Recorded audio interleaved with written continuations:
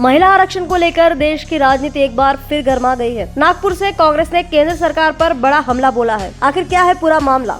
Nagpur press club में आयोजित पत्रकार परिषद में कांग्रेस के वरिष्ठ नेता विजय वडेट्टीवार ने महिला आरक्षण विधेयक और केंद्र सरकार की नीतियों पर जोरदार हमला बोला।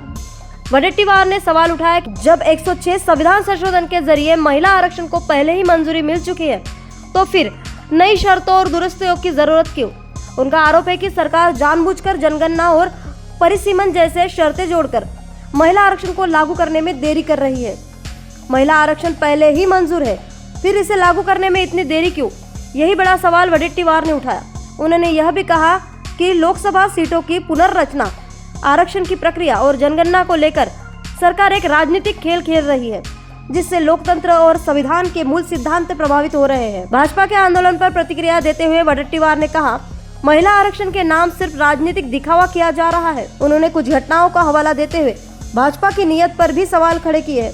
बता दें, इस प्रेस कॉन्फ्रेंस में पश्चिम नागपुर के विधायक विकास ठाकरे सहित कांग्रेस के वरिष्ठ नेता और पदाधिकारी भी शामिल रहे। तो सवाल अब भी वही है, क्या महिला आरक्षण सिर्फ राजनीतिक मुद्दा बनकर रह जाएगा या फिर देश की आबादी में उनको जल्द ही हक मिलेगा?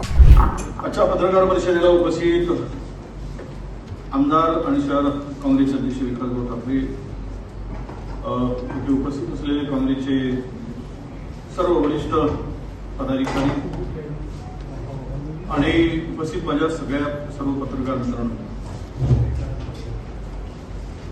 131वी घटना दुरुस्ती फेटाळल्यानंतर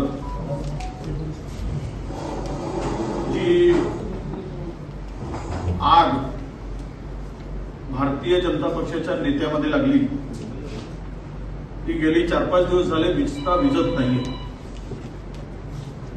आणि पोटापासून तर बेबीपर्यंत जेवढ्या वेळा काँग्रेसचं नाव घेता येईल तेवढ्या वेळा काँग्रेस काँग्रेस काँग्रेस करून काँग्रेसला महिला विरोधी ठरवण्याचं काम, त्याचा प्रयत्न, असफल प्रयत्न भारतीय जनता पक्ष करते आहे।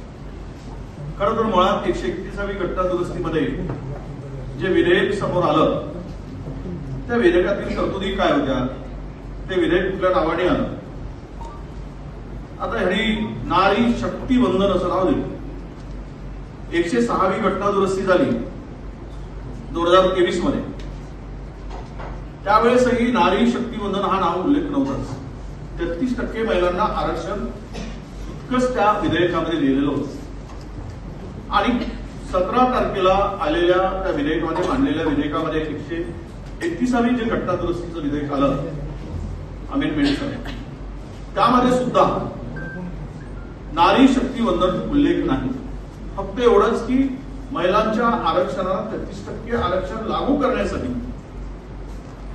मग डिलिमिटेशनची आवश्यकता आहे आणि लोकसभेची, विधानसभेची संख्या वाढीचा प्रस्ताव त्या ठिकाणी होता।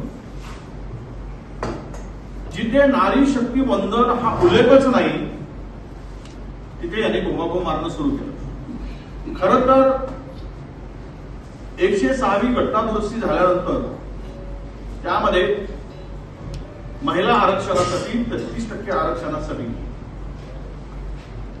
काँग्रेस पक्षाने स्पष्टपणे आणि एकमताने ते बिल, ते विधेयक पारित व्हावं म्हणून समर्थन दिलं। ते समर्थन दिल्यानंतर ते विधेयक घटनेमध्ये रूपांतरित होण्यासाठी, कायद्यामध्ये रूपांतरित होण्यासाठी राष्ट्रपती महोदयाकडे गेलं। राष्ट्रपती महोदयाकडे 3 वर्ष ते विधेयक पडून होतं, परंतु काल म्हणजे या विशेष अधिवेशनापूर्वी ही बाब आमचे काँग्रेसचे नेते मनीष तिवारी लक्षात आणून दिल्यानंतर त्यावर राष्ट्रपतींनी सही केल्यानंतर सुद्धा राज्य सरकार, आपल्या केंद्र सरकारने त्या विधेयकावर गॅझेट नोटिफिकेशन प्रसिद्ध केलं नव्हतं किंवा सहीच केली नव्हती। पण अलीकडे हे विधेयक टेबल होण्यापूर्वी 4-5 दिवसापूर्वी त्या ठिकाणी सही करून ते गॅझेट नोटिफिकेशन निघालं। म्हणजेच 106वी घटना दुरुस्ती ही आता मान्य झाली आणि महिलांच्या 33% आरक्षणाच्यावर शिक्कामोर्तब झालं। मग हे 106वी घटना दुरुस्ती झाली, मंजूर झालं, नोटिफिकेशन निघालं, सगळ्या गोष्टी झाल्या. म्हणजे 131वी घटना दुरुस्ती आणण्याचं कारण काय? हा खरा प्रश्न इथे बसतो. आणि हे करताना यामागे जर बिल आपलं किंवा विधेयक मंजूर आहे, 33% आरक्षण मंजूर आहे, हे सर्व असताना यामध्ये केवळ महिलांच्या पदराआड लपून भारतीय जनता पक्षाचा महिलांच्या पदराआड लपून या देशातील लोकशाहीवर घाला घालायचा होता, लोकशाहीवर आघात करायचा होता आणि डिलिमिटेशन करून घ्यायचं होतं. ते करत असताना संख्या वाढवून करायचं ही त्यामागची कुटील राजनीती. तुम्हाला माहित असेल की आसाममध्ये अशाच प्रकारचा प्रयोग केला गेला. नव्यानं मतदारसंघाची पुनर्रचना केली गेली आणि तिथे इतका गोंधळ घातला गेला ते आपल्या सगळ्या महाराष्ट्रातील आपल्या देशातील लोकांना हे सगळं ठाऊक आहे. अनेक मतदारसंघाची संख्या कमी जास्त करून टाकली.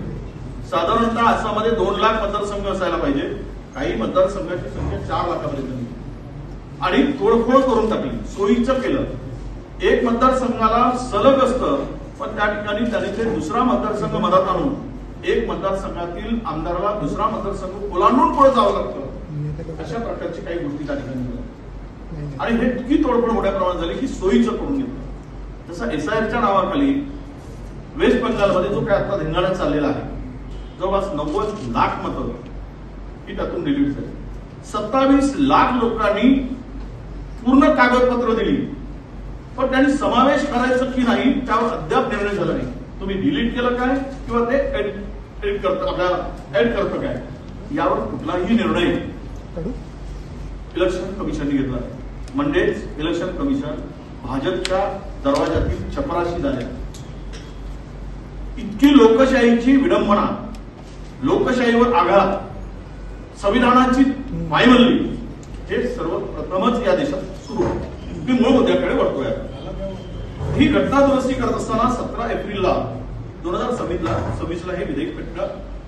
निष्पक्षता का कदम, आपकी हर समस्या में आपसे पहले दिखेंगे हम हैं न्यूज फर्स्ट. ईश्वर का सच, हमारा साहस और आपका विश्वास. सच, साहस और विश्वास. अगर आप ये वीडियो YouTube पर देख रहे हैं तो हमारे चैनल को सब्सक्राइब कर बेल आइकन दबाएं.